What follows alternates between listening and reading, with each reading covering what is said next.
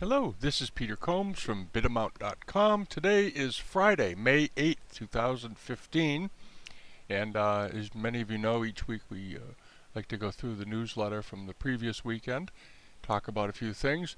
This week it happens to be something that belongs to us. We've actually never covered our own things before on here. And go to the newsletter. If you don't get it, as many of you know, you just sign up for it. It's free, and we send it out each week to, I guess at this point it's 7,000 or 8,000 people.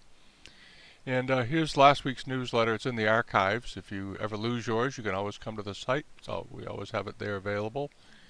And here's a copy of it, just as a quick look for those of you that aren't familiar with it.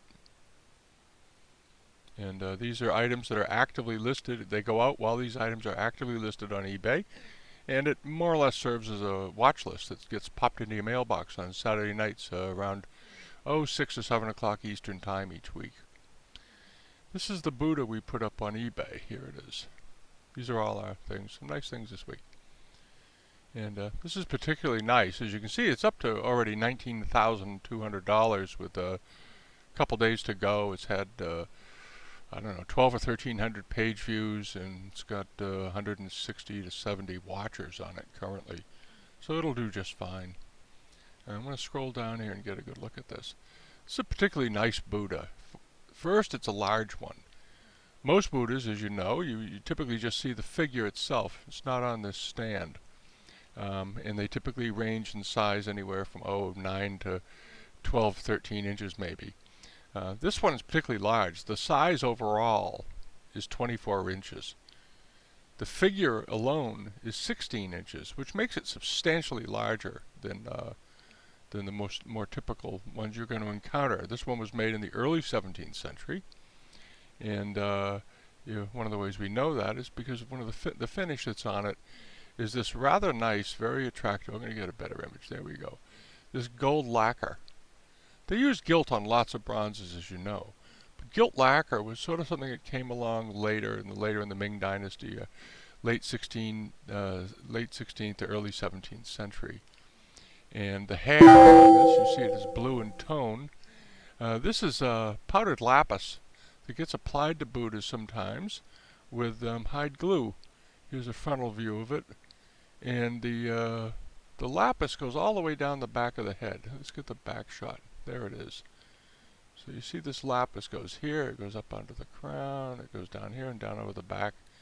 And it's in very good condition. We did not clean this bronze. We don't like to clean anything more than dusting it off when we're going to be selling it.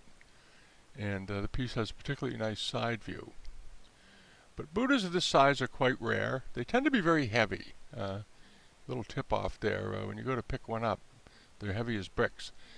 And these stands are quite wonderful and unusual. They often get lost or damaged or dropped, and they're no longer accompanying them when you get them. And here's what the base looks like with this beautiful swirling wave pattern, 8 octagonal galleried stand, again with gilt lacquer all over it.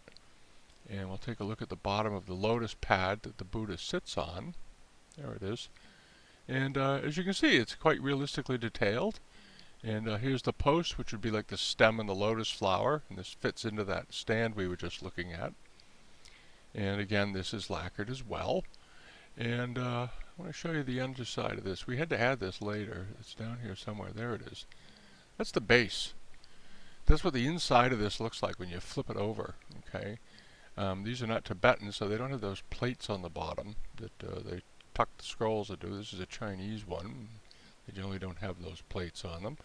And that's what you see. Those are the remnants of the old material from the firing. If you look up inside these, and they don't have a lot of this on here, it doesn't look legitimate. See, all this down here is nice and crusty and been on there for a very long time. It's probably not authentic.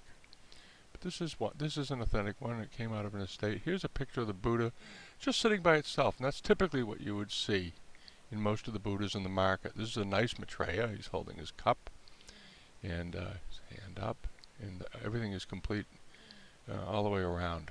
And I love the way the robe gaps here and the folds of the robes. I always like to look at the folds up in here.